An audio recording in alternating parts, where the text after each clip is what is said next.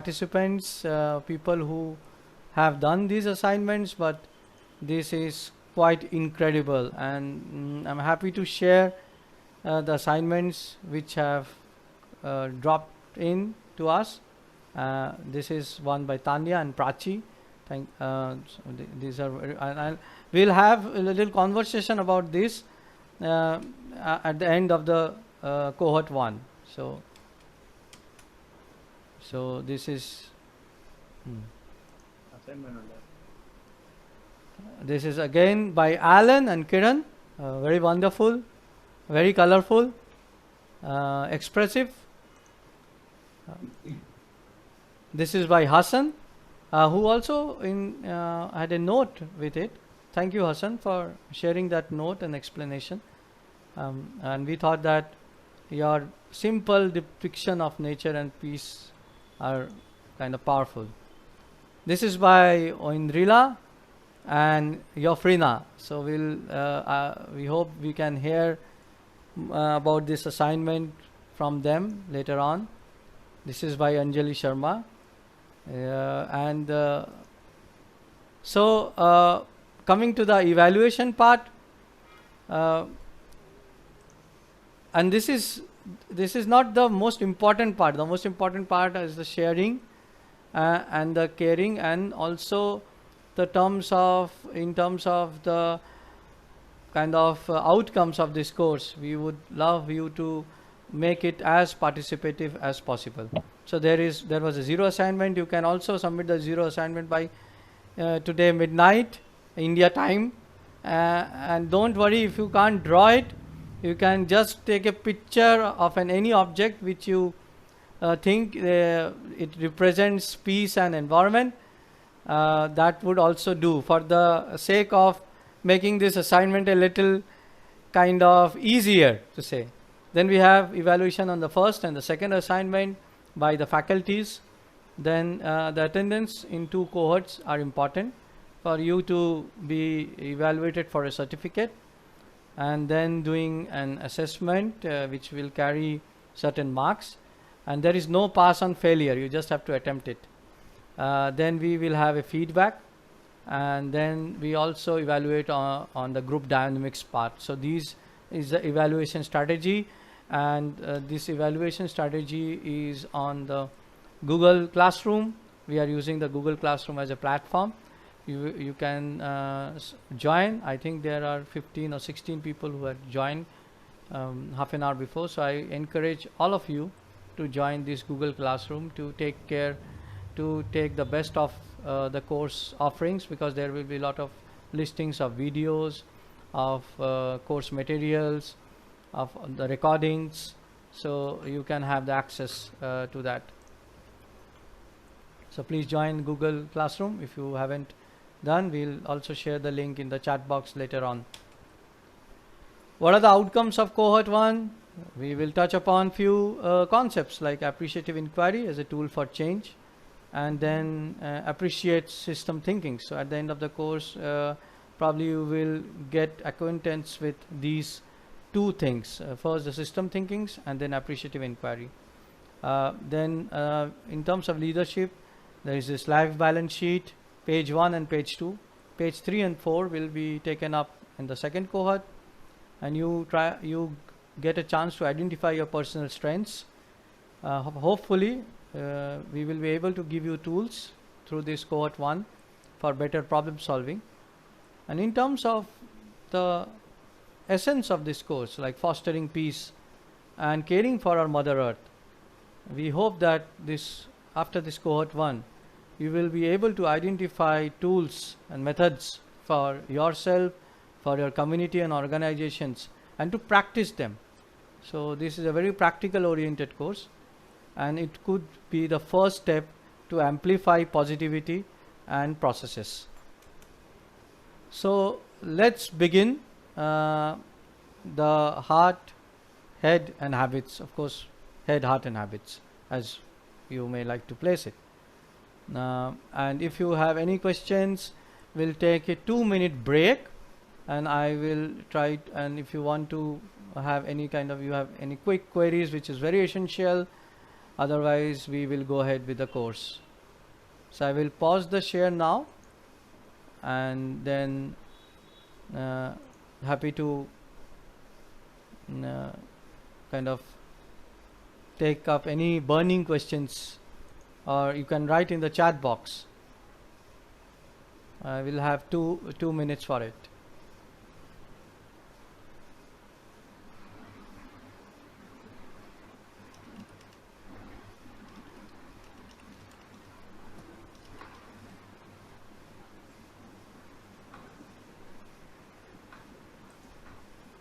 People can just give a thumbs up if it is all okay.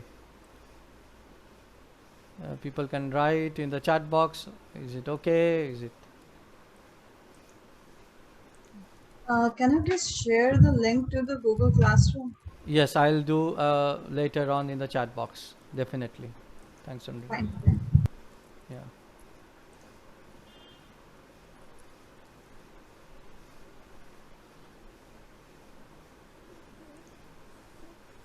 Yeah, there are only two reasons where people don't kind of respond.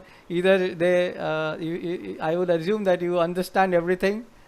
Otherwise, I'll also assume that it wasn't that great. So, kind of thumbs up or something like that will be definitely of help.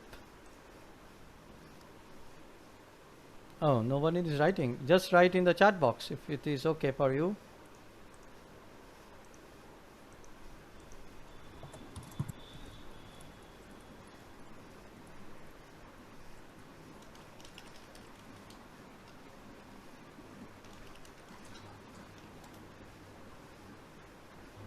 Okay, so I'll probably resume the share, and I'll resume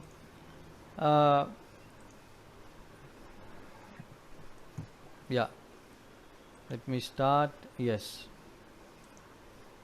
so we come to a part which is very close to my heart.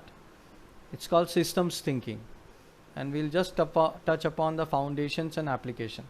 We are not going into very deep into it, so it's just the surface, as I told you, but these are very important concepts, not only at a personal level but also at an organizational or a community level. So let's look into the system, and we have right now roughly 20 minutes before we kind of jump into the core subjects. So what are the systems and process, and what do you mean by system? System comes from a Greek word systema, which was coined to set things working together as a part of mechanism. So systems is basically, in a very common and lucid manner, are parts which work together to provide you some results. So for example, there is a CPU which you can consider as a system, wherein there are some parts. So those parts won't work in isolation. So if you keep the parts in isolated mode, they won't probably work. But if you make a right connection, then the CPU would function as it would be required to. So this is what the systems is. In terms of the systemic change, and we have heard about this word very often right now in the past few months, systemic changes. What is systemic change? Is a change within a system. It is not external to the system, within a system. For example, systemic change within a police system, systemic change within a governance system. So that change is called systemic change. Of course, there are a lot of other things to consider, but this is, I thought, the simplest way we can put the systems and the systemic definitions. And what are the process? The process is something which is defined as a series of action or steps taken in order to achieve a particular end. So there is a process, and process makes a system.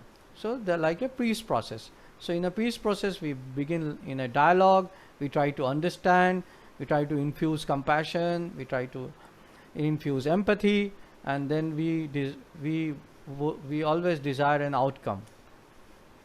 Here you can see two things, the photosynthesis as a process and the water cycle or the hydrological cycle as a system. So in the water cycle or the hydrological cycle, there are a lot of processes which are happening, and within the photosynthesis process there are micro processes which are happening. For example, the Kelvin cycle which is happening. You don't need to understand all this, but this is what I thought was an example of how to differentiate between a system and the process. So the water cycle is a kind of an example of a kind of a system, and the photosynthesis we always call it as a process, because there are parts which combine together and they make a wonderful thing happen. Now, in terms of the environmental and social aspect of systems thinking, it is always something which talks about the larger picture.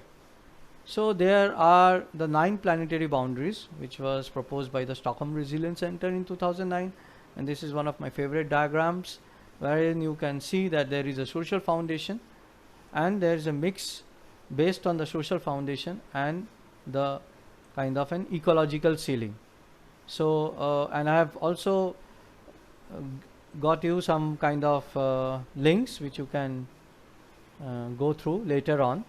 I'll share this link on the Google Classroom.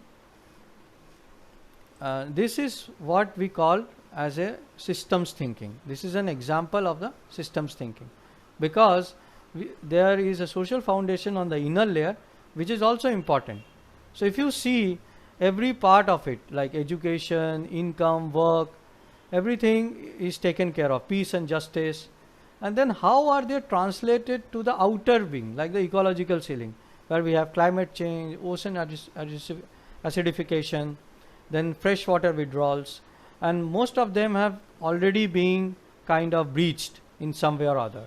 So we are not going into that detail, but just to understand the concept of system thinking and the planetary boundaries, and also the social foundation. This is also called as a doughnut economics, which was brought out by Kate Raeworth. She is an economist, and it's has been very instrumental in demystifying how the social and ecological aspects come together